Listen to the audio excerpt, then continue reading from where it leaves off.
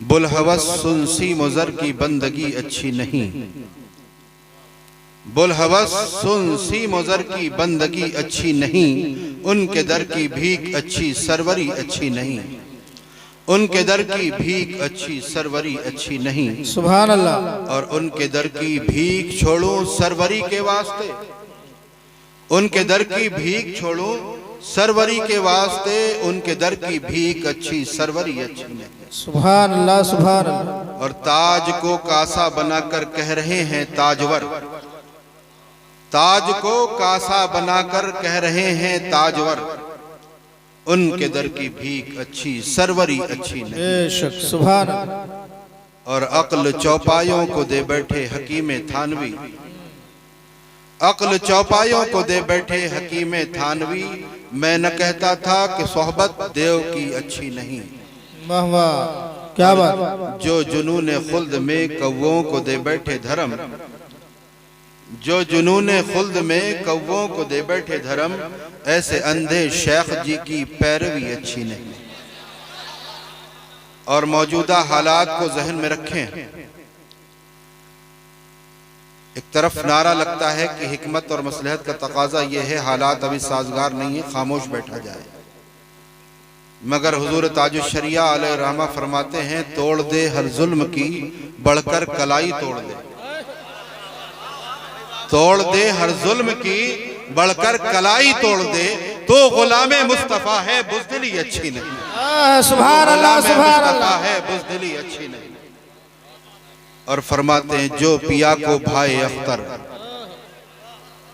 जो पिया को भाई अख्तर वो सुहाना राग है, जिससे नाखुश हो पिया वो रागनी अच्छी नहीं। आइए हम और आप अपने और सारी कायनात के मरकज़ अक़ीदत मुस्तफ़ा जान रहमत जनाब मोहम्मद रसूलुल्लाह सल्लल्लाहु तआला अलैहि वसल्लम की बारगाह में हदिया दुरूद पेश करें। पढ़े अल्लाहुम्मा सल्लि अला सय्यिदिना व मौलाना मुहम्मदिन मअदिनिल जुदी वल करम व किराम अपने करीम व बारिक वसल्लम, सलातों व सलामन अलैका सय्यदी या रसूलुल्लाह सल्लल्लाहु तआला अलैहि वसल्लम। मेरी जिंदगी का मकसद तेरे दी की सरफराजी, मेरे जिंदगी का मकसद तेरे दी की सरफराजी, मैं इसीलिए मुसलमान, मैं इसीलिए नमाजी। हजरत गिरामी, आज उम्मत मुस्लिमा जिन हालात से गुजर रही है वो किसी से पोशीदा नहीं। सोशल मीडिया और प्रिंट मीडिया के जरिए आपको हालात से मुस्तकिल आगाही होती रहती है। आज सूरत हाल कुछ ऐसी है कि हम जब सुबह अपना मोबाइल ऑन करते हैं या अखबार उठाते हैं तो दो चार ऐसे हादसात हमारे सामने नजर आते हैं कि जो कम से कम उस वक्त के लिए हमें परेशान कर देते हैं। कभी किसी मुस्लिम नौजवान की मॉब लिंचिंग का मामला, कभी किसी मुस्लिम दोशीज़ा की आबरूरेजी का मामला, कभी किसी मस्जिद के शहीद किए जाने की खबर,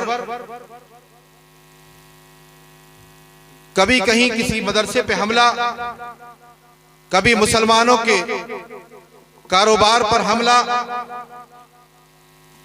गर्ज की एक दो जख्म नहीं, जिस्म है छलनी छलनी, एक दो जख्म नहीं, जिस्म है छलनी छलनी, दर्द बेचारा परेशान है कहां से उठे। लेकिन क्या सिर्फ ये शेर पढ़ के हम खामोश बैठ जाएं? क्या हम दर्द का एहसास होने के बावजूद दर्द की दवा न करें? क्या हम बेफिक्र हो जाएं? एक अक्लमंद इंसान का कतान ये काम नहीं है। आज जो कुछ भी हमारे साथ हो रहा है, इसकी बुनियादी वजह क्या है, इसके असबाब व इलल क्या है? मैं आगे बढ़ने से पहले एक बात बहुत साफ कह देना चाहता हूं कि इस मजमे में अगर 500 रुपए पे बिकने वाले कुछ मुखबिर बैठे हों, क्योंकि हमारी मिल्लत का एक बड़ा ये अजीब मामला है कि हमारी कौम में 500 रुपए की नोट पर बिकने वाले मुखबिर बहुत मौजूद हैं, बल्कि अब तो मर्द अब औरतों में भी ऐसे लोग पैदा होने लगे। अल्लाह महफूज रखे। तो अगर वो बैठे हो तो हमारी गुफ्तगू को पूरी तरह से रिकॉर्ड कर लें और अपने आकाओं तक पहुंचा दें, क्योंकि हम वो नहीं है कि जो बोलकर कमरे में जाके बंद हो जाए, बल्कि जो बोलते हैं अल्हम्दुलिल्लाह उसके जिम्मेदार होते हैं। लिहाजा जो लोग बैठे हुए हैं ऊपर से लेकर नीचे तक, वो बिल्कुल इत्मीनान और सुकून से बैठ करके गुफ्तगू सुने। मैं कोई तकरीर नहीं कर रहा हूं, मैं कोई खिताब नहीं कर रहा हूं, बस कुछ दर्द दिल है जिसे बांटने का काम करता हूं। खुदा करे कि यह दर्द आपके दिलों में बैठ जाए, आमीन। हजरात गिरामी, तारीख शाहिद है कि जब जब इस्लाम और मुसलमानों के खिलाफ साजिशें की गई हैं, मुसलमानों को तबाह बर्बाद करने का इरादा किया गया है, तो सबसे पहले मुसलमानों का हरारत ईमानी नापा गया है। सबसे पहले हमारा टेम्परेचर नापा गया। जी जी। और टेम्परेचर नापने का हर जमाने में एक पैरामीटर रहा है, वो पैरामीटर रहा है इश्क रसूल सल्लल्लाहु अलैहि वसल्लम। क्योंकि दुनिया जानती है कि मुसलमान वही है जो अपने नबी की इज्जत और अजमत पे मर मिटने का जज्बा रखता है। मुसलमान वही है जो अपने नबी की अजमत पे एक हर्फ भी बर्दाश्त नहीं कर सकता। लिहाजा हर जमाने में इसी पैरामीटर पर, इसी पैमाने पर हमारा टेम्परेचर नापा गया। फर्क बस इतना था कि उस जमाने में आज की तरह सोशल मीडिया, प्रिंट मीडिया और इलेक्ट्रॉनिक मीडिया का दौर नहीं था। उस वक्त हमारा टेम्परेचर नापने के लिए किसी चौराहे पर गुस्ताख को खड़ा किया जाता था कि तुम मोहम्मद अरबी सल्लल्लाहु अलैहि वसल्लम की शान में गुस्ताखी करो। माज़अल्लाह। जब वो बदबख्त गुस्ताखी करता था तो देखते ये थे कि गुजरने वाला मुसलमान क्या करता है।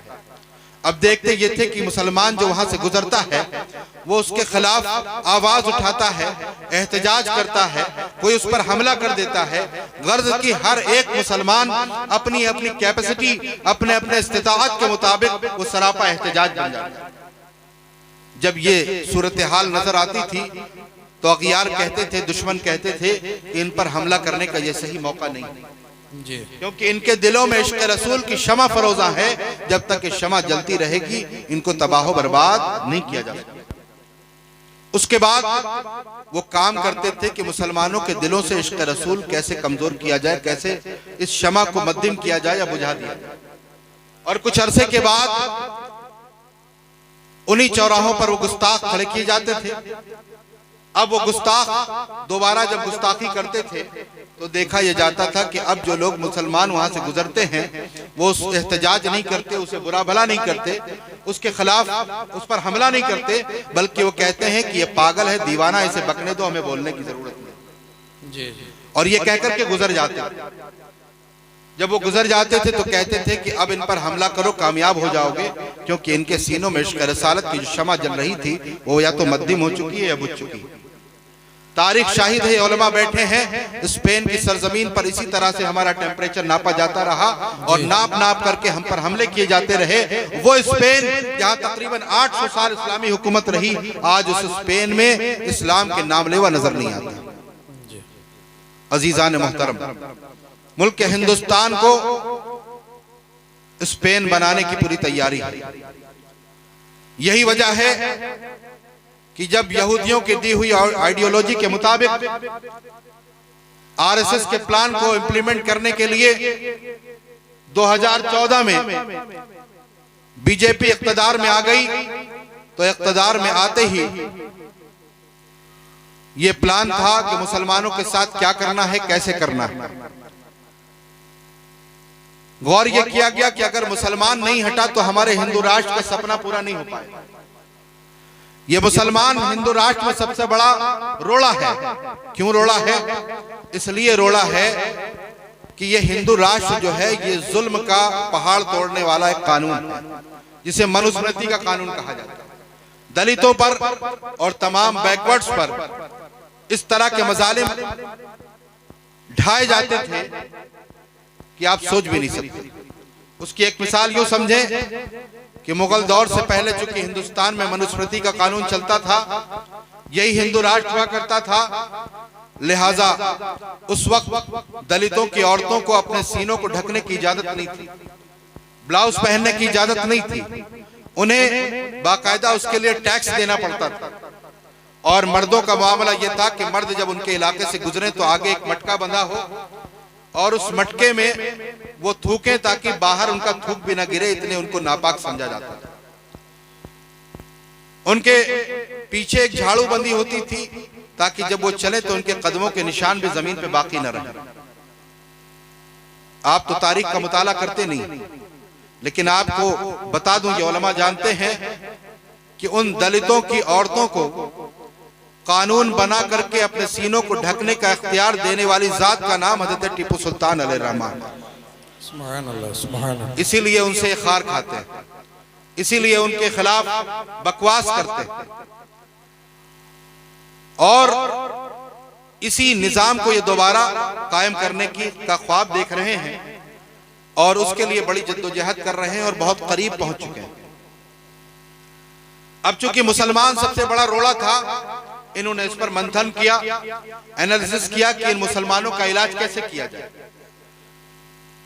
नतीजे पर यह पहुंचे कि इतने बड़ी तादाद में मुसलमान, 20-25 करोड़ जो मुसलमान हैं, इतने मुसलमानों को न मारा जा सकता है न भगाया जा सकता है।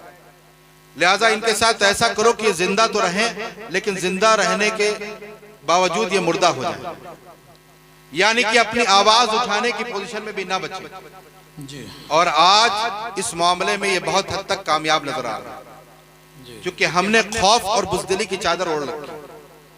आज हमारी मस्जिद में 500 लोग नमाज पढ़ रहे हैं और एक सिपाही बाहर आके पीछे खड़ा हो जाए तो हम नमाजों में दिल नहीं लगेगा, पीछे घूम घूम देखते रहेंगे, न जाने क्या होगा। इतना खौफ हम पर तारी कर दिया। मॉब लिंचिंग की गई, उसकी वीडियो वायरल की गई। कोई भी मॉब लिंचिंग आपको ऐसी नहीं मिलेगी जिसकी वीडियोस वायरल न की गई, और ये इसीलिए की जाती हैं ताकि दहशत फैले, खौफ का माहौल पैदा हो। और हमारे नौजवान नादानी के ज़ौम में आकर के उसको खूब वायरल करते हैं, बड़े खुश होते हैं कि हमने फॉरवर्ड करके बड़ा अच्छा काम किया। अजीज़ान मोहतरम, डॉक्टर इकबाल ने कहा था, कुव्वते फिक्र और अमल पहले फना होती है, फिर किसी कौम की शौकत पे जवाल आता है। आज हमें अपनी फिक्रों को सही सिमत देने की जरूरत है। आज हम जिस सिचुएशन में हैं, इस सिचुएशन का इलाज हमें ही करना है, कोई बाहर से इलाज करने नहीं आएगा। मैं ये अर्ज कर रहा था कि जब ये तय हो गया कि मुसलमानों को इस सिचुएशन में डालना है कि जिंदा रहकर भी मुर्दा हो, तो उसके लिए क्या क्या करना है ये भी तय हो चुका था। लेकिन जरूरत थी कि सबसे पहले मुसलमानों का टेम्परेचर नाप लिया जाए।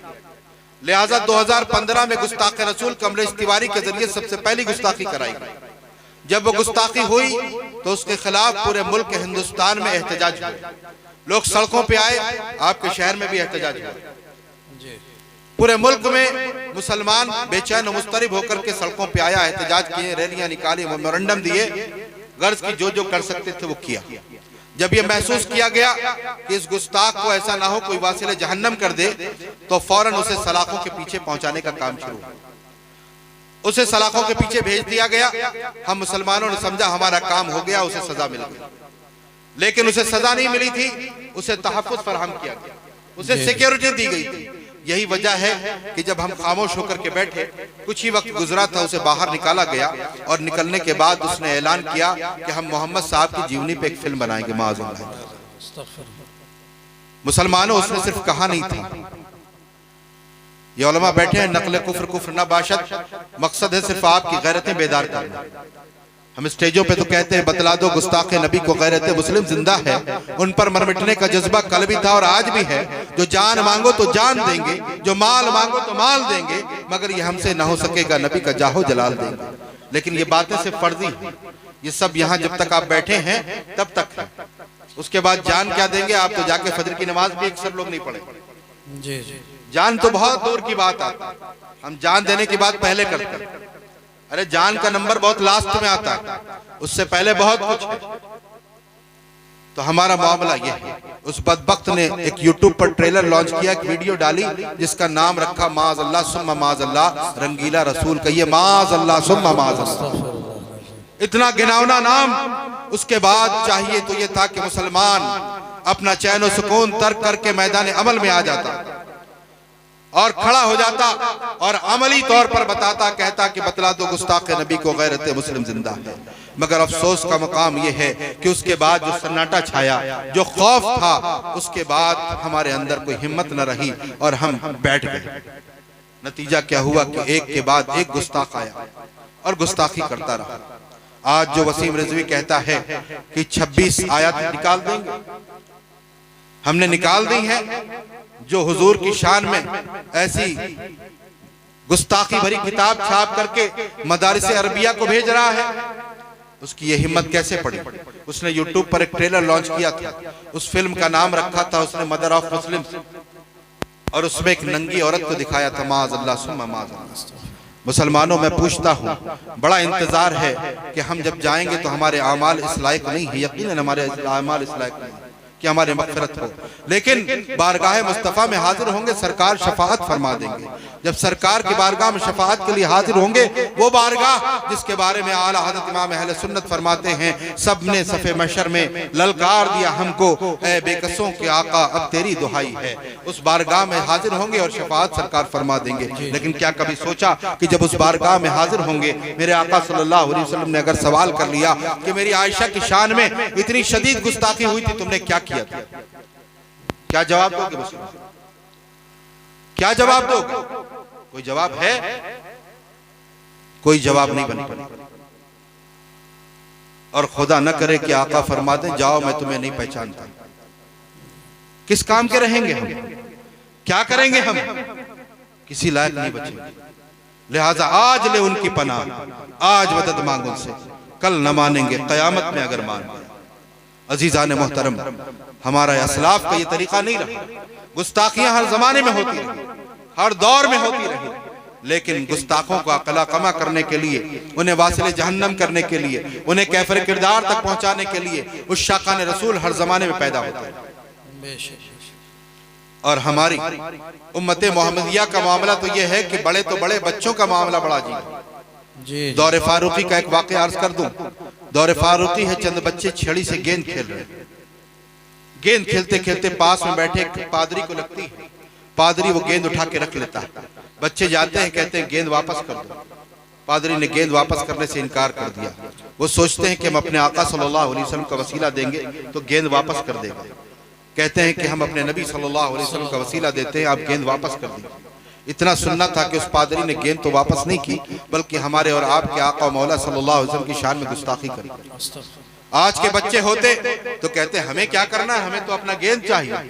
लेकिन अल्लाह अकबर, वो बच्चे उन माओ की आगोश के तरबियत याफ्ता नहीं थे जो बेटे को बच्चों को जब 9 महीने अपने रखती हैं पेट में, तो उस वक्त सामने टीवी चल रहा होता है और ड्रामे चल रहे होते हैं।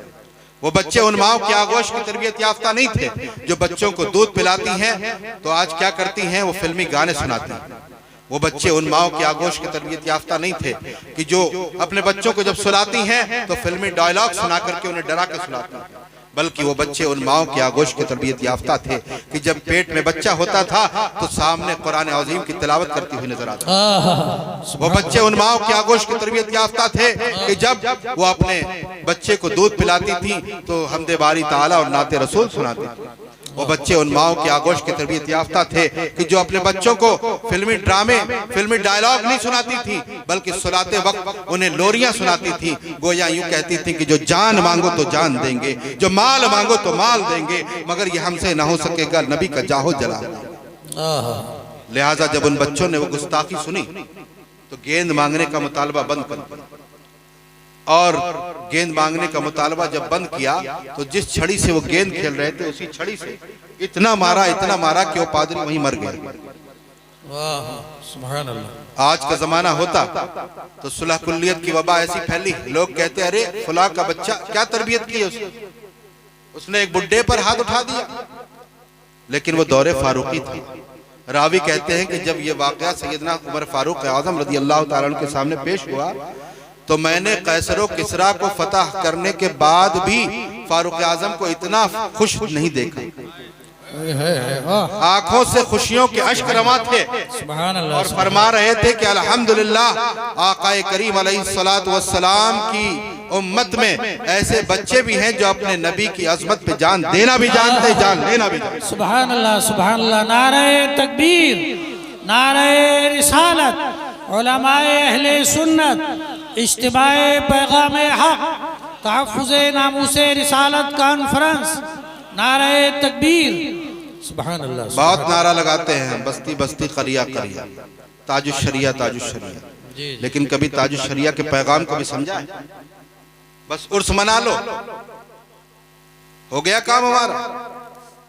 ताजुश शरिया क्या फरमाते हैं? जहां में आम पैगाम शहे अहमद रजा कर दे, जहां में आम पैगाम शहे अहमद रजा कर दें, पलट कर पीछे देखें फिर से तजदीदे वफा कर दें। और क्या है पैगाम इमाम अहमद रजा? नबी से जो हो बेगाना उसे दिल से जुदा कर दे, पिदर मादर बरादर मालो जा उनसे विदा कर दे, उनसे उन पर फिदा कर दें। और फरमाते हैं आला हजरत, उन्हें जाना उन्हें माना न रखा गए से काम, लिल्लाहिल हम्द, मैं दुनिया से मुसलमान। बेटा बैठ, सुभान अल्लाह, सुभान। समझ रहे ना बात को? हमारा मामला बस ये हो गया कि अपने असलाफ का उर्स मना लो, फातिहा और नजर नियाज कर लो, बस सारी अकीदत में। हद तो ये हो गई है कि हम मुहर्रम शरीफ के 10 दिन में प्रोग्राम कर लेते हैं और खिचड़ा बना लेते हैं, बिरयानी तकसीम कर लेते हैं, बस हम हुसैनी हो गए। आज हम कह रहे हैं कि हालात साजगार नहीं है, जरा हालात साजगार होने दो। किसी जमाने में हालात साजगार नहीं रहे। आप तारीख का मुताला कीजिए, कभी भी हालात साजगार नहीं रहे। मैदान करबला को ही ले लीजिए, इधर 72 उधर 22,000 के हालात साजगार थे। अक्ल कहती थी कि हुसैन यजीद के हाथ पे हाथ दे दो और चुपचाप चले जाओ, बाद में देखा जाएगा। लेकिन इश्क कहता है, इश्क ने कहा कि हुसैन अगर तुम वापस चले गए तो तुम्हारे नाना जान के दीन की हिफाजत कैसे होगी। लिहाजा हुसैन आजम ने अपने पूरे खानदान की कुर्बानियां पेश करके नाना जान के दीन की हिफाजत की। और शायर कहता है कत्ले हुसैन असल में मर्गे यजीद है, इस्लाम जिंदा होता है हर करबला के बाद। अजीजान मोहतरम, आज मैं आपसे ये कहना चाहता हूं कि आज हमें अपने आप को पहचानना होगा। आपको मालूम है इस बेहिसी और बेगैरती का नतीजा क्या हुआ? कल जो गुस्ताख कमरों में बैठकर गुस्ताखी कर रहे थे, आज वो गुस्ताख सड़कों पे आ चुके हैं। प्रेस क्लब ऑफ इंडिया में बैठकर गुस्ताखी हो रही और हम हालात का रोना रो रहे हैं। हम अपनी नौकरी बचाने पे लगे हुए हैं, हम अपने कारोबार की हिफाजत में लगे हुए हैं। मैं कहता हूं लानत है ऐसी नौकरी और ऐसे कारोबार पर जो अजमत रिसालत की पासबानी से रोक रही। एक मुसलमान के लिए इसकी कोई अहमियत नहीं। हजरत इमाम मालिक रज़ी अल्लाह ताला अन्हु फरमाते, पूछा गया कि हुजूर की शान में गुस्ताखी हो जाए तो उम्मत क्या करे? फरमाया उम्मत को चाहिए कि बदला ले। पूछा गया अगर बदला न ले सके तो फरमाया मर जाना चाहिए, जीने का कोई हक नहीं। क्या मतलब? मतलब यह है कि अगर इस्लामी कानून हो तो सीधे गर्दन मार दी जाए, लेकिन अगर हिंदुस्तान जैसा मुल्क है तो आईनी हुकूक का इस्तेमाल करते हुए ख्वाह हमें कैसी ही कुर्बानियां देनी पड़े, जी जी, आईनी हुकूक का इस्तेमाल करते हुए हमें मैदान अमल में आकर के गुस्ताखाने रसूल को कैफर किरदार तक पहुंचाने की कोशिशें करनी चाहिए। बेशक बेशक। ग़ज़वा उहद का मौका है, मेरे आका सल्लल्लाहु अलैहि वसल्लम इरशाद फरमाते हैं, साद इब्न रबी नजर नहीं आते, तलाश के लाओ। सहाबा इकराम तलाश करने के लिए जाते हैं, बहुत ढूंढते कहीं नजर नहीं आते। एक सहाबी ने आवाज दी कि ऐ साद इब्न रबी, तुम्हें रसूलुल्लाह सल्लल्लाहु अलैहि वसल्लम याद फरमा रहे हैं। इतना सुनना था कि वो साद इब्न रबी जो 7 लाशों के नीचे दबे थे, आखिरी सांसें चल रही थी, जिसमें छलनी छलनी था। आज हम आप होते, खुदा न करे हम किसी हादसे का शिकार हो जाएं, बचने के रास्ते ना हो, तो हम क्या करेंगे? अपने फैमिली मेंबर्स को याद करेंगे, बीवी बच्चों को, भाई बहन को, माँ बाप को याद करेंगे। और जब वो मिल जाएंगे तो उनसे कहेंगे फला फला बैंक में मेरा इतना बैलेंस है, अपने हाथ में ले लेना। फला फला जगह मेरी प्रॉपर्टीज हैं, वो अपने हाथ में ले लेना। फला फला जगह मेरा लाइफ इंश्योरेंस रखा है वो ले लेना, ताकि मेरे मरने के बाद भी लाखों लाख मिल जाए। आज दुनिया हम पर इतनी गालिब है, लेकिन वो साद इब्न रबी हमारी आपकी तरह जलसों में बैठकर सिर्फ बड़ी बड़ी बातें करने वाले और नारा लगाने वाले नहीं थे। वो आशिक रसूल थे, वो सहाबी रसूल थे, इसलिए उन्होंने अपने फैमिली मेंबर्स को याद नहीं किया। वो आखिरी वक्त में भी क्या कहते हैं रसूलुल्लाह सल्लल्लाहु अलैहि वसल्लम को मेरा सलाम कहना और अर्ज करना, अल्लाह के रसूल सल्लल्लाहु अलैहि वसल्लम, अल्लाह ताला आपको साद इब्न रबी की जानिब से बेहतर बदला अता फरमाए। उसके बाद वो मुसलमानों को एक पैगाम देते हैं, जो पैगाम बज़ाहिर सहाबा इकराम रिज़वानुल्लाहि ताला अलैहिम अजमईन के लिए था, लेकिन हकीकत यह है कि क़यामत तक के आने वाले मुसलमानों के लिए। ये आम जलसा नहीं है कि आप हंस के मुस्कुरा के सुन लो, घर पे जाओ पूछा गया क्या हुआ, का बहुत अच्छा खिताब, क्या बोला, का ये तो पता नहीं।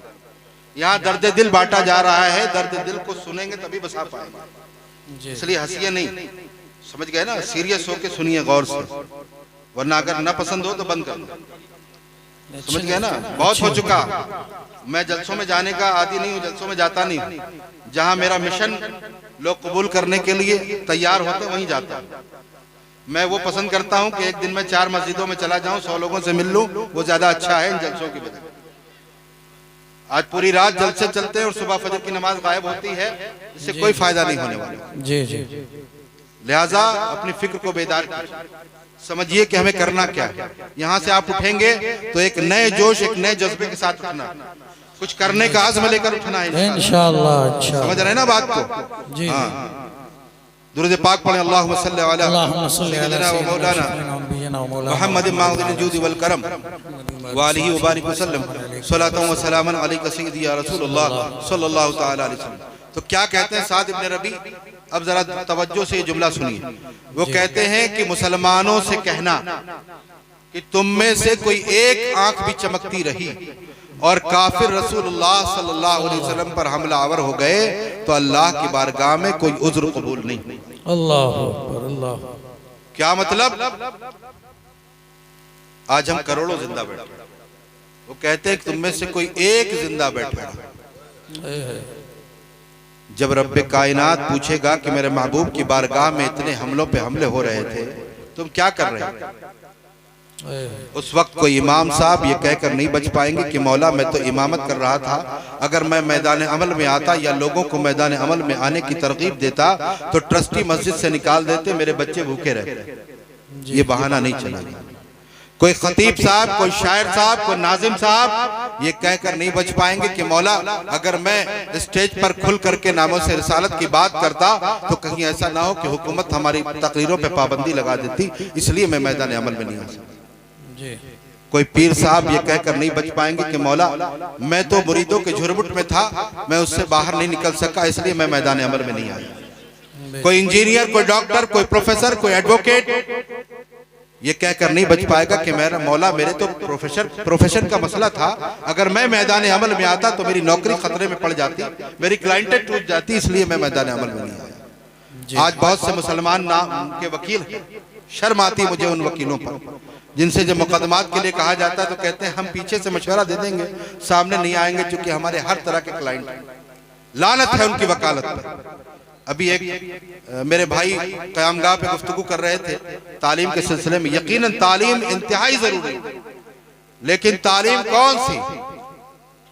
दीनी और दुनियावी दोनों तालीमें जरूरी है मुसलमान, एक नहीं, दोनों की जरूरत है। लेकिन अगर कोई ऐसी तालीम हासिल करे कि जो IAS और PCS तो बन जाए, लेकिन उसके सीने में हुजूर की मोहब्बत ना हो, तो हमें ऐसे IAS PCS की जरूरत नहीं। बेशक बेशक। न कश्मीर में ऐसे IAS PCS बहुत। लोग कहते हैं साहब हमारे मुसलमान पॉलिटिकल लीडर्स होने चाहिए, मैं कहता हूँ हाँ होने चाहिए, यकीनन होने चाहिए, लेकिन वो पॉलिटिकल लीडर्स कौन होने चाहिए कि जिनके सीनों में हुजूर की सच्ची मोहब्बत हो, जो अपनी कुर्सी को तो दांव पे लगा दें लेकिन अज़मत रिसालत से समझौता न करें। बेशक बेशक। आज बहुत से पॉलिटिकल लीडर्स हैं, लेकिन आप पूछिए कि नामुसे रिसालत पे 6 सालों से हमले हो रहे हैं, कितनी आवाजें उठी अपनी कुर्सियों के लिए, तो क्या क्या कर जाते हैं। आज ये सूरत हाल है। आज जो हम पीटे जा रहे हैं वो इसीलिए पीटे जा रहे हैं। सगे आवार सहरा से उकता सी गई दुनिया, बचाओ अब जमाने का सगाने मुस्तफ़ा कर दे। आज जरूरत है उलमा उठें। तो कोई बहाना किसी का नहीं चलेगा। और अगर किसी ने यह कहा कि मौला मैदान अमल में आता तो सख्तियां इतनी थी कि मुझे लाठियां खानी पड़ सकती थी, मुझे फर्जी मुकदमात में सलाखों के पीछे बंद किया जा सकता था, इसलिए मैं मैदान अमल में ना आ सकता। अगर किसी ने कहा कि मौला मेरी जान जा सकती थी, मेरे बच्चे यतीम हो सकते थे, मेरी बीवी बेवा हो सकती थी, तो अल्लाह की बारगाह में यह बहाना भी नहीं चलेगा, इसलिए कि जान दी हुई उसी की थी। हक तो यह है कि हक अदा ना। वाह सुभान अल्लाह। स्टेज पर और जलसों में हम कहें न बस एक जान क्या है अगर हो करोड़ों, तेरे नाम पर सबको वारा करूं मैं आज तक समझ ही नहीं पाया कि आखिर वो जाने कब वारा हो, उसका वक्त कब आएगा। लोग कहते हैं अरे हिकमत का तकाजा यह है नुकसान ना होना चाहिए, वो कब टाइम आएगा। यहां तो लाठी खाने से डर रहे हैं और करोड़ों जाने की बातें हो रही। खुदा के लिए अपने आप को धोखा मत दो, दिल के बहलाने को गालिब ये ख्याल अच्छा है, तो अपने आप को धोखा मत दीजिए, इससे बाहर आइए। आज ले उनकी पनाह, आज मदद मांगो उनसे, फिर न मानेंगे कयामत में अगर मान गए। अजीजान मोहतरम, आज हमें सोचने और समझने की जरूरत है। आज हमें तय करना है कि हम नामुसे रिसालत की पहरेदारी के लिए अपना तन मन धन कुर्बान करने के लिए तैयार रहें।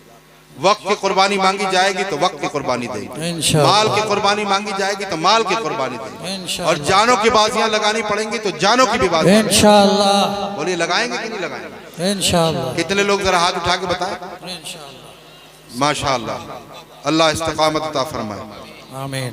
अब आप सोचोगे कि बस इसी पे वाखिर दावाना हो जाएगा, ऐसा नहीं है। आपको होमवर्क और क्लास वर्क सब दिया जाएगा। अगर आपने ये दोनों काम किए तब तो हम समझेंगे कि ये हाथ आपने दिल से उठाया। और अगर आपने सिर्फ यहां से टहलते हुए चले गए और घर में जाके सो गए, कोई काम नहीं किया, तो फिर कमर उस्मानी को तो धोखा दे सकते हो, लेकिन अल्लाह और रसूल को गवाह बना करके तुमने हाथ उठाया। बोलिए कमर उस्मानी की वजह से हाथ उठाया या अल्लाह उसके रसूल की वजह से? अल्लाह जितने लोगों ने अल्लाह उसके रसूल को गवाह बना के हाथ उठाया था, जरा वो लोग हाथ उठा दें। माशाअल्लाह, सुभान अल्लाह, अल्लाह सलामत रखे। अब मैं 3 काम आपको देता हूं। पहला काम क्या है? 2 होमवर्क हैं और 1 क्लास वर्क। पहला काम क्या है? आप सब नामों से रिसालत के मुबल्लिग बन जाइए इंशाअल्लाह। बनेंगे कि नहीं बनेंगे? कैसे बनेंगे? क्या करना है? क्या सोना छोड़ देना है, खाना छोड़ देना है, प्रॉपर्टी बेच के लाके दे देना? कुछ नहीं, ऐसा कुछ भी नहीं करना।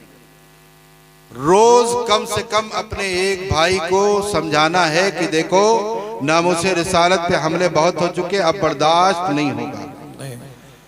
अब जब भी तहरीक फरोग इस्लाम आवाज देगी, चाहे वो दिल्ली के जंतर मंतर पे आना पड़े या लखनऊ के हजरतगंज में इकट्ठा होना पड़े या मुंबई के इंडिया गेट पे जाना पड़े, लेकिन हम तैयार रहेंगे। ये हर एक भाई को समझाना है, रोज कम से कम एक आदमी को। समझ गए ना? कम से कम एक आदमी को। अगर यहाँ 1000 लोग हैं मिसाल के तौर पर, तो 1 महीने में 30,000 लोगों तक ये पैगाम पहुंचेगा। बाकी ये यूट्यूबर्स तो पहुंचाएंगे ही बड़ी तादाद, लेकिन जो आप सामने सामने से बात करोगे ना, उसका बात अलग होगा। तो आपको जिनसे दोस्ती है ना, कह दो दोस्ती तभी रहेगी जब नामुसे रिसालत के पहरेदार बनोगे, वरना दोस्ती नहीं रहेगी हमारी तुम्हारी। ऐसी दोस्ती किस काम की? समझ गए ना?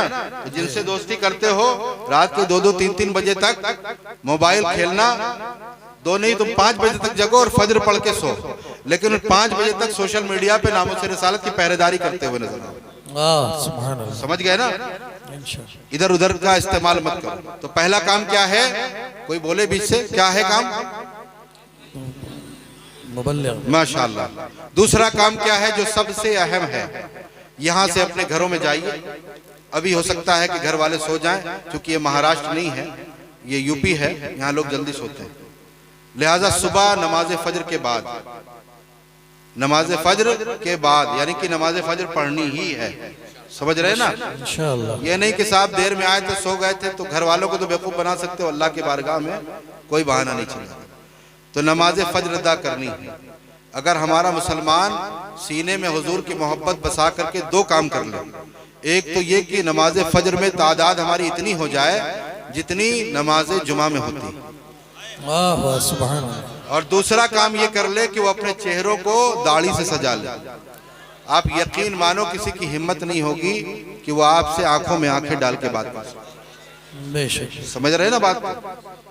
तो दूसरा काम क्या करना है आपको? दूसरा काम आपको ये करना है कि अपने घरों में जाइए, नमाज फजर के बाद चाय बाद में पीजिए, नाश्ता बाद में कीजिए, घर वालों को जमा करिए और उनसे कहिए मेरे वालिद गिरामी, ऐ मेरी वालिदा मोहतरमा, मैं आपकी बड़ी इज्जत और ताज़ीम करता हूँ। अल्लाह हमारे नौजवानों को अपने वालिदैन का फरमाबरदार बनाए।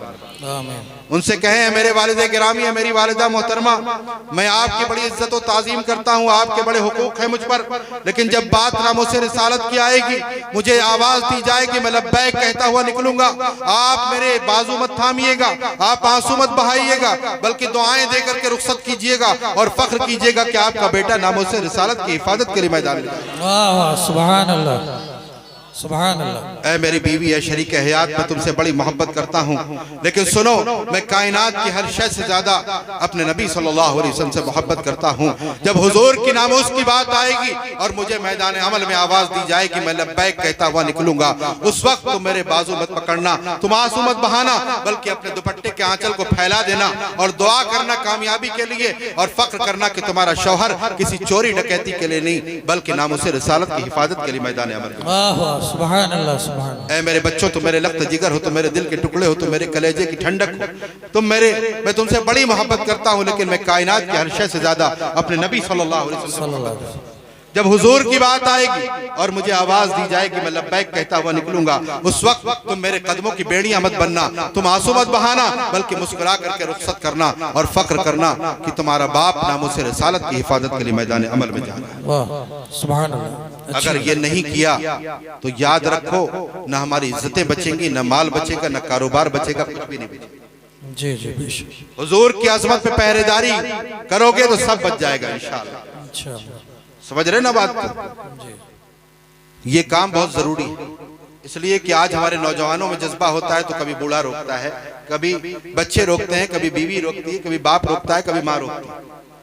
इसलिए हमें अपने घरों में साहबा इकराम रिज़वानुल्लाहि ताला अलैहिम अजमईन के वाक़यात, वो खाली कहते नहीं थे या रसूलुल्लाह आप पर मेरे बाप आप कुर्बान, बल्कि वो कुर्बान करने के लिए हम वक्त तैयार रहते।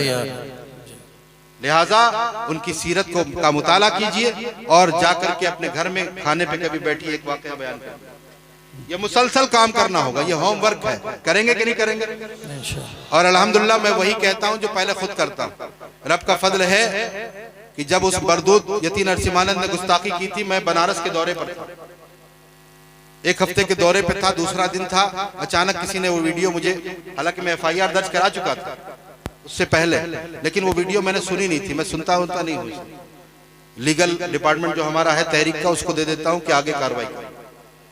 मैंने उसको सुना नहीं था, एक साहब ने मुझे सुना दिया, बस मेरी कैफियत ऐसी हुई कि 2-3 प्रोग्राम थे, सब में रोते ही हुए गुजरा, और मैंने अपना प्रोग्राम मुलतवी किया।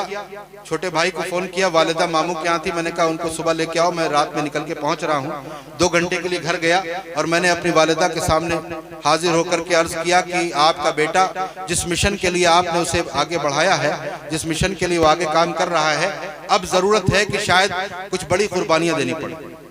लिहाजा मैं आज आपके पास सिर्फ इसलिए इजाजत लेने के लिए आया हूं कि कल अगर आपको खबर मिले कि आपका बेटा किसी हॉस्पिटल में एडमिट है तो आप रोइएगा मत, परेशान मत होइएगा।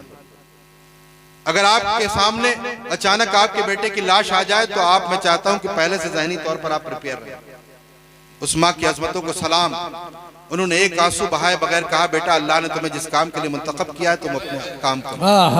सुभान अल्लाह, सुभान। और ये खाली उनका जुमला नहीं था, अभी कारी इरशाद साहब मेरे साथ सफर में हैं, यहाँ मौजूद हैं, आप उनसे पूछ सकते हैं कि 18 तारीख को त्रिपुरा में जब हमारी बेल रिजेक्ट हुई 18 नवंबर को, तो वालिदा का फोन उनके पास आया, उन्होंने कहा कि बेल हो या ना हो हमें इसकी फिक्र नहीं, हमने तो अपने बेटे को अल्लाह और रसूल के सुपुर्द कर दिया है।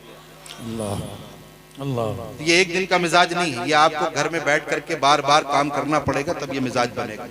जी जी, समझ गए ना? मेरा बच्चा 14 साल का है, जब जंतर मंतर से हम लोग उठ करके आ गए तो उसका फोन आया कि क्या हुआ गुस्ताख का, तो हमने कहा अभी कुछ नहीं हुआ। क्या, क्यों उठ के चले आए? 14 साल का बेटा है, मुझसे कह रहा क्यों उठ के चले आए। मैंने कहा बेटा स्टेप बाय स्टेप कार्रवाई होगी। तो कहा जब तक वो सलाखों के पीछे न जाए आप बैठिएगा नहीं सुकून से। अल्लाह अल्लाहु अकबर या रसूल अल्लाह, लब्बैक या रसूल अल्लाह, लब्बैक लब्बैक लब्बैक या रसूल अल्लाह, लब्बैक लब्बैक लब्बैक या रसूल अल्लाह, लब्बैक लब्बैक लब्बैक या रसूल अल्लाह, लब्बैक या रसूल अल्लाह, लब्बैक। और ये इसलिए नहीं कह रहा हूँ कि घर जाके तारीफ कीजिए कि हजरत तो बड़े बहादुर हैं, इसके लिए नहीं, बल्कि आपको भी वही करना है इंशाअल्लाह। समझ रहे हैं ना, ये मिजाज पैदा करना है, ये दुनिया की मोहब्बत और मौत का खौफ दिलों से निकाल। मेरे आका सल्लल्लाहु अलैहि वसल्लम ने फरमाया कि अनकरीब तुम पर दूसरी कौमें ऐसे टूटेंगी जैसे खाने पे भूखे टूटते हैं। अर्ज किया गया या रसूलुल्लाह सल्लल्लाहु अलैहि वसल्लम क्या हम बहुत किल्लत में बहुत थोड़े होंगे? फरमाया नहीं, तुम बहुत कसरत से होगे, बहुत ज्यादा होगे, लेकिन समंदर पे झाग की तरह हो, समंदर पे झाग की तरह हो।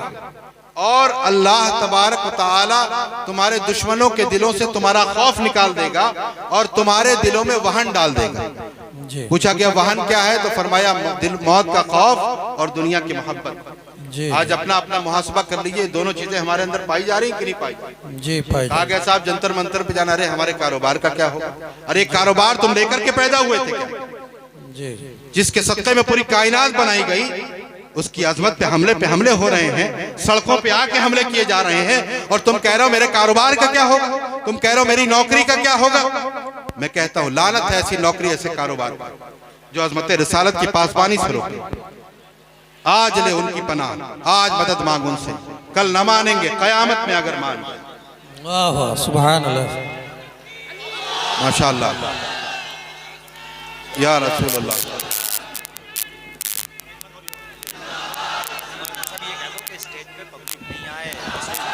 नारे तकबीर, नारे रिसालत, नारे रिसालत। मुफ्ती सलमान रजा साहिब किबला, मुफ्ती सलमान अजहरी साहिब किबला, लब्बैक लब्बैक लब्बैक या रसूल अल्लाह, लब्बैक लब्बैक लब्बैक या रसूल अल्लाह, लब्बैक लब्बैक लब्बैक या रसूल अल्लाह, लब्बैक लब्बैक लब्बैक या रसूल अल्लाह, लब्बैक लब्बैक लब्बैक या रसूल अल्लाह, लब्बैक लब्बैक लब्बैक या रसूल अल्लाह। आप हजरात अपनी अपनी जगह बैठ जाएं, ज़्यादा वक्त नहीं है। हजरत मुफ्ती साहब क़िबला तशरीफ़ ले आए हैं, आप हजरात अपनी जगह बैठें और थोड़े आगे आगे आ जाएं ताकि पीछे वालों को भी आगे बैठने का मौका मिल जाए। स्टेज पर लोग ना आएँ, स्टेज बहुत भरा हुआ है, स्टेज पर हरगिज़ ना चढ़ें। हाँ, स्टेज पर ना चढ़ें, स्टेज पर बहुत भीड़ हो चुकी है।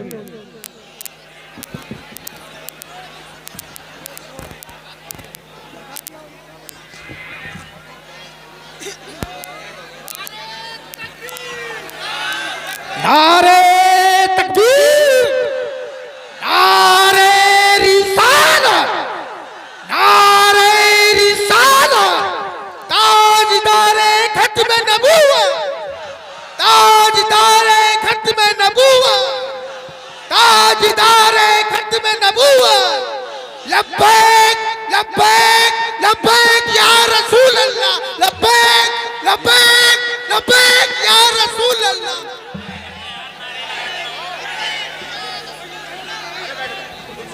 बराए करम खुदा के वास्ते आप बैठ जाइए, अगर प्रोग्राम सुनना है तो बैठ जाइए, बस बहुत हो गया।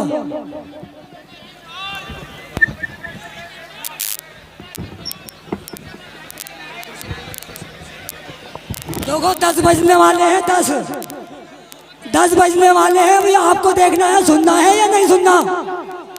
हजरत ग्रामी जरा खामोश हो जाएं, बैठ जाएं अपने अपनी जगह।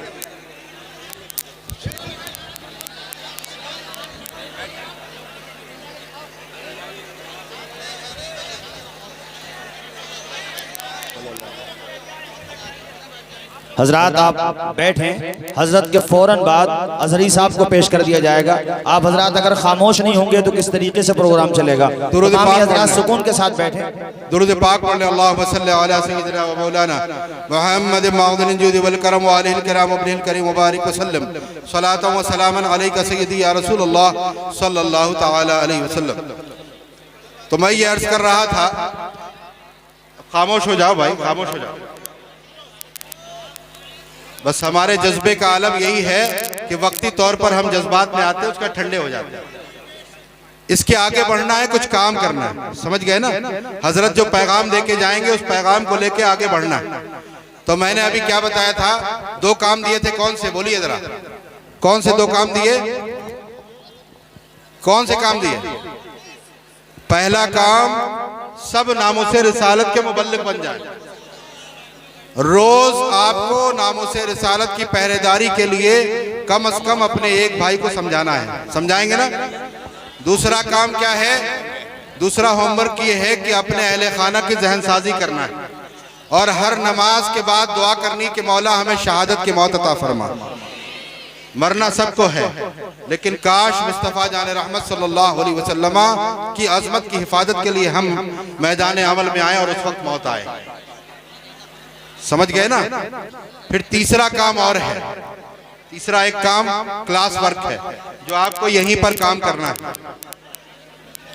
अरे भाई खामोश हो जाओ, इतनी आवाज कर रहे हैं कुछ।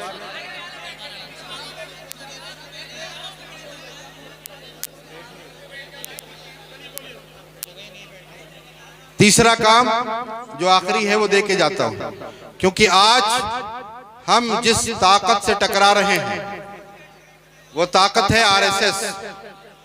कौन सी ताकत है? आरएसएस।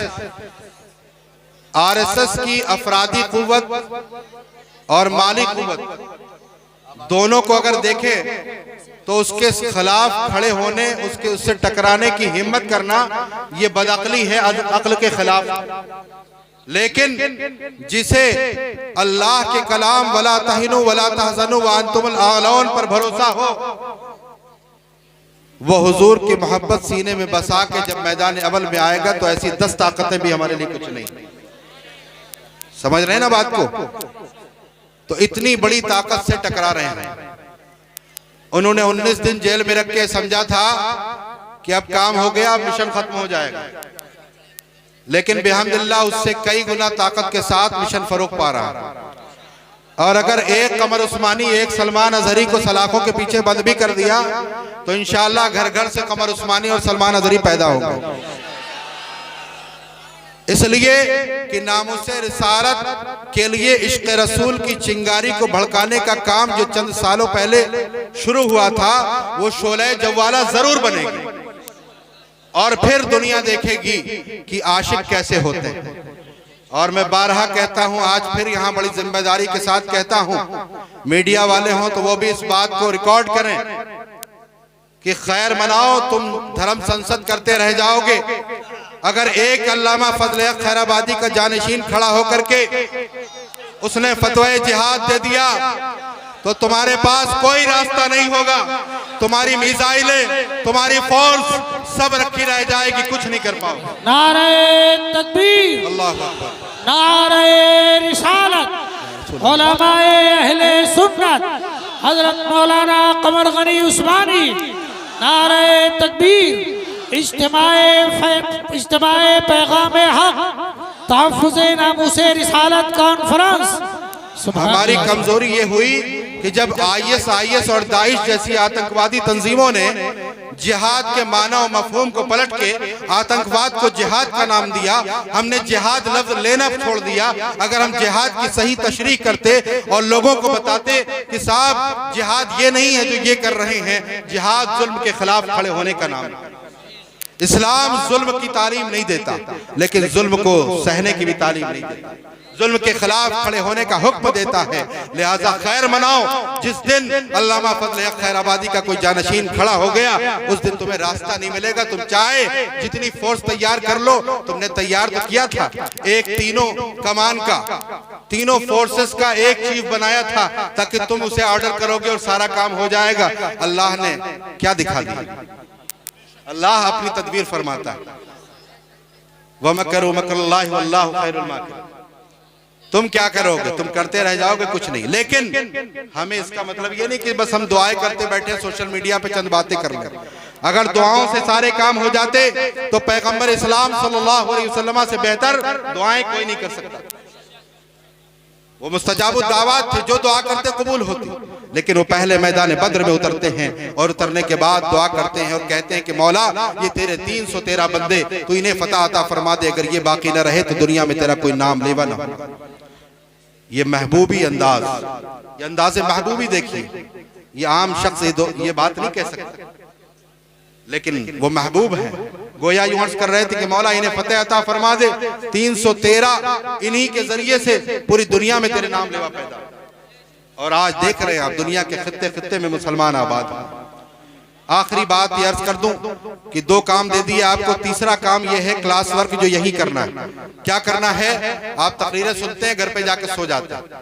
लेकिन अल्हम्दुलिल्लाह तहरीक फरोग इस्लाम ने 2016 से इस मिशन को बढ़ाने का जो काम किया है, कल जो पौधा था आज अल्हम्दुलिल्लाह वो एक दरख्त की शक्ल में खड़ा है। और इसलिए तहरीक फरोग इस्लाम से आप सबको जुड़ना है। समझ गए ना, जुड़ना है कि नहीं जुड़ना है? किस लिए जुड़ना है? नामुसे रिसालत की हिफाजत के लिए। उधर मेंबरशिप कैंप लगा हुआ है कोने पे, आप लोग वहां पे जाके अपना फॉर्म भरेंगे, नाम, address, mobile number, WhatsApp number, ताकि आपके पास तहरीक क्या कर रही है या आपके पास एक्टिविटीज आती रहे। भरेंगे कि नहीं भरेंगे? बगैर भरे मत जाइए। और दूसरा एक काम ये करना है, चूंकि हम इतनी बड़ी ताकत से टकरा रहे हैं कि बगैर असबाब वसाइल के भी हम नहीं बढ़ सकते। असबाब वसाइल का इंतजाम जरूरी है, भरोसा उस पर नहीं, भरोसा खालिक असबाब पर। लोग कहते हैं साहब हालात साजगार नहीं, हम बहुत कमजोर हैं। किसी जमाने में हमारे पास अफरादी कुव्वत और वसाइल बहुत नहीं रहे, लेकिन हमेशा हम कामयाब रहे। क्यों? इसलिए कि हम अपने सीनों में हुजूर की मोहब्बत रखते थे और जिधर निकलते थे असबाब पर नहीं, खालिक असबाब पे भरोसा करते थे। लिहाजा हम जिधर गए कामयाबियां हमारा मुकद्दर होती थी। और डॉक्टर इकबाल हमारी कामयाबी के बारे में कहते हैं, दस्त तो दस्त है दरिया भी न छोड़े हमने, बहरे जुल्मात में दौड़ा दिए घोड़े हमने। अजीजान मोहतरम, इसलिए उस फॉर्म को भरिएगा और उस फॉर्म में एक ऑप्शन दिया हुआ है, एक कॉलम दिया हुआ है मेंबरशिप फीस का। कोई बड़ा कुछ काम नहीं करना है। 1 रुपए पर डे के हिसाब से 365 रुपए की मेंबरशिप आपको लेनी है। 1 रुपए दिन के हिसाब से साल का 365 रुपए, ताकि तहरीक फरोग इस्लाम का हर फर्द, हर मेंबर तहरीक का फाइनेंसर हो। क्योंकि सेठों के पास लाइन लगाने की अपनी आदत नहीं और काम बहुत बड़े बड़े होने हैं। अभी लाइन लगी हुई, त्रिपुरा के 3 मुकदमात हम कर रहे हैं जिसके लिए तैयारी चल रही है। इसलिए बहुत असबाब वसाइल की जरूरत है। लिहाजा आप साथ आए, हम मिलकर के आगे बढ़ेंगे और दुनिया देखेगी। सिर्फ जबानी जमा खर्च नहीं, बल्कि मैदान अमल में आके काम करना। चाहे वो जेल भरो आंदोलन का मामला हो, चाहे जंतर मंतर पे जाकर लब्बैक या रसूलुल्लाह का नारा लगाना हो। अल्हम्दुलिल्लाह तहरीक फरोग इस्लाम से अल्लाह ताला ने ये सब काम लिए। और त्रिपुरा की सरजमीन पर हम जेल में रहे तो जेल में भी हमने काम किया। वहां पे भी एक गैर मुस्लिम की हम जमानत करा रहे थे। तहरीक का जो मिशन है मजलूमों के साथ खड़े होने, अल्हम्दुलिल्लाह वो भी हमने काम किया और करते रहेंगे इंशाअल्लाह ताला। लिहाजा आज हमें यह तय करना है कि जो यहाँ है तो पैमान किया उस पर कायम रहेंगे ना इंशाअल्लाह। कितने लोग रहेंगे जरा हाथ उठा के बताएं। हाथ उठाए रहिए। अब मेरे साथ मिलकर के कहिए कि जो जान मांगो तो जान देंगे, जो माल मांगो तो माल देंगे, मगर यह हमसे न हो सकेगा, नबी का जाहो जलाल देंगे। बतला दो गुस्ताखे नबी को गैरते मुस्लिम जिंदा है, उन पर मर मिटने का जज्बा कल भी था और आज भी है। वाखिर दावाना अल्हम्दुलिल्लाहि रब्बिल आलमीन। अस्सलाम। जज़ाकल्लाह।